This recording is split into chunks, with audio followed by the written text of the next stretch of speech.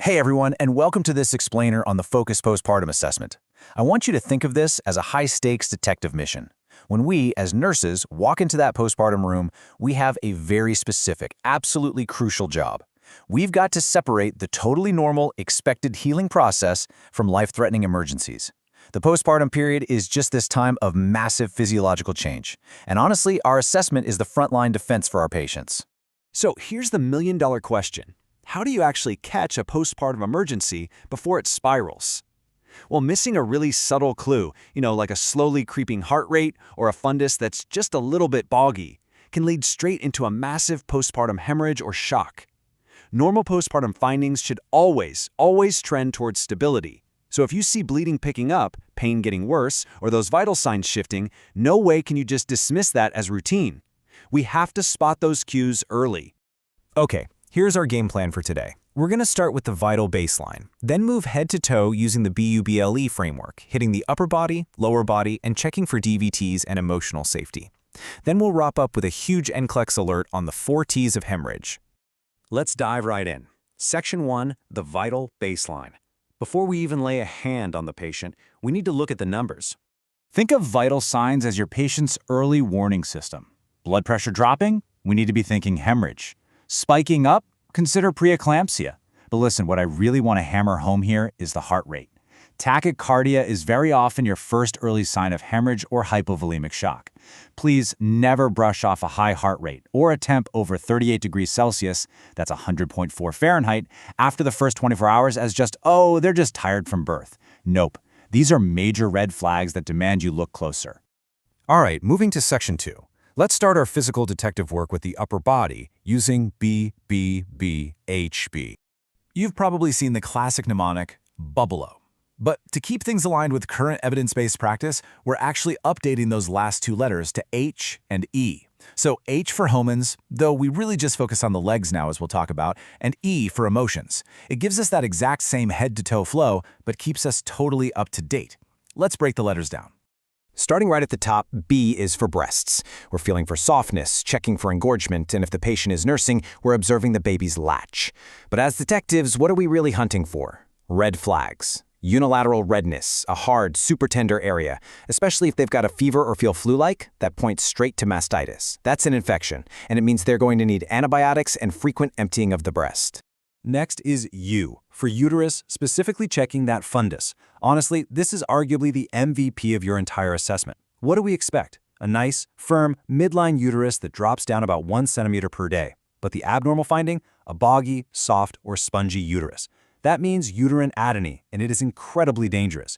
If you feel a boggy fundus, your immediate reflex action is to massage it. You have to stimulate it to contract so you can stop the bleeding. Moving down to the 2 B's, bladder and bowel. Now, postpartum diuresis, peeing a lot, is totally expected because the body is dumping all that extra pregnancy fluid. But here's the mechanical puzzle you've got to visualize. If the bladder is full and distended, it literally shoves the uterus out of place, usually over to the right. And a displaced, boggy uterus just can't clamp down properly, which makes bleeding so much worse. Always help your patient empty their bladder.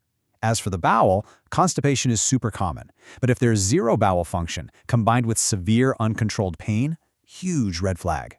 Okay, on to Section 3. Let's travel down the body and check out the lower half.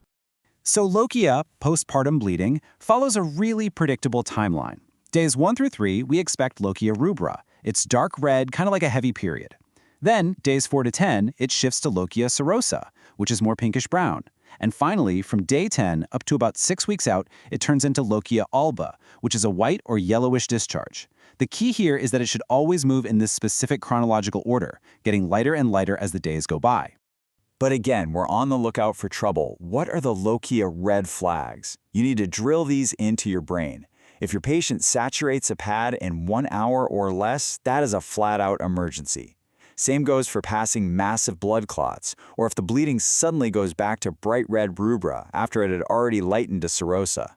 That points to hemorrhage or leftover placental tissue. Oh, and if there's a foul odor, especially with a tender uterus and a fever, you've got to suspect endometritis, an infection of the uterine lining. Next is E for episiotomy, or just the perineal area in general. We use the REEDA acronym to check how an episiotomy, a tear, or even a C-section incision is healing. We're looking for redness, edema, ecchymosis, which is just a fancy word for bruising, drainage, and approximation. Approximation basically means, are the wound edges pulled together nicely? If you see worsening pain, expanding bruises, or the wound actually popping open, you escalate that immediately. While you're down there assessing, you've got to be on high alert for a hidden danger, the vaginal hematoma. Say your patient is complaining of severe, relentless pressure in their perineum or rectum. The pain is literally off the charts compared to what you can actually see, and there's almost no visible bleeding. You need to suspect a hematoma. Blood is pooling deep under the tissue, and they might actually need surgery to clear it out. Moving to Section 4, we're hitting the final letters of bubble hey, focusing on some silent physical threats and critical psychosocial screening. So, H historically stands for Hoffman's sign, but actually, actively checking Hoffman's is pretty outdated now, and it can even be dangerous. Instead, we assess the lower extremities just by comparing both legs side by side. A little bit of mild equal swelling in both legs, totally expected. But if you find unilateral signs like one leg is hot, red, swollen, and hurting, that is a screaming red flag for a deep vein thrombosis, a DVT. And listen carefully, do not, under any circumstances, massage a suspected DVT. You could break the clot loose and cause a pulmonary embolism. Finally, the E is for emotions. We keep an eye on Rubin's phases of maternal adaptation. At first, you've got the taking in phase. They're exhausted, needing help, just processing the birth.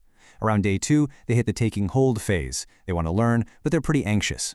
Eventually, they shift into the letting go phase, where they adapt to the new family dynamic. But guys, we have to aggressively screen for safety here. If your patient mentions hallucinations, delusions, or thoughts of hurting themselves or the baby, that is postpartum psychosis. It's a massive medical emergency. You protect that patient and that baby, and you do not leave them alone.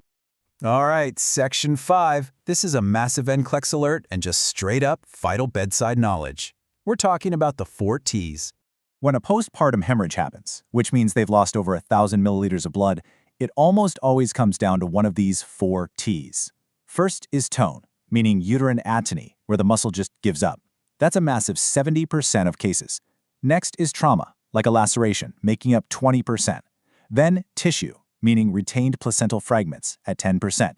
And finally, thrombin, which are bleeding or clotting disorders, at 1%. If you lock these 4 categories into your brain, you can troubleshoot the bleeding so much faster. And this brings us to the ultimate, absolutely must-know NCLEX distinction. You have to know the difference between tone and trauma. If that uterus feels boggy, big, and spongy, and there's heavy bleeding, you've got a tone problem. The muscle is exhausted. You need to massage it aggressively and likely get some oxytocin going. But, and this is key, if the uterus is rock hard, midline, perfectly contracted, but you are still seeing a continuous bright red trickle of blood, that is a trauma problem. Massaging a firm uterus won't do a thing for a laceration. The provider has to get in there and fix the damaged tissue. Okay, so you've found a hemorrhage. What's your immediate action plan? Number 1, call for help right away. Never leave your patient. Number 2, if it's boggy, start massaging that fundus immediately and make sure the bladder is empty so it can actually contract. Number 3, quantify the blood loss. Weigh the pads, don't just guess. And number 4, get ready to throw on some oxygen. Start a large bore IV for fluids and push uterotonics like oxytocin to force that uterus to clamp down. Literally every second counts here. Which leaves us with this final thought. The postpartum phase is just incredibly vulnerable. When something unexpected happens, is your assessment going to prioritize safety, or are you just checking boxes on a routine? By really using the Bubble He framework and hunting for those 4 T's, you aren't just filling out a chart, you're actively standing between your patient and a life-threatening complication. Thanks so much for joining me for this explainer, and keep honing that sharp clinical judgment.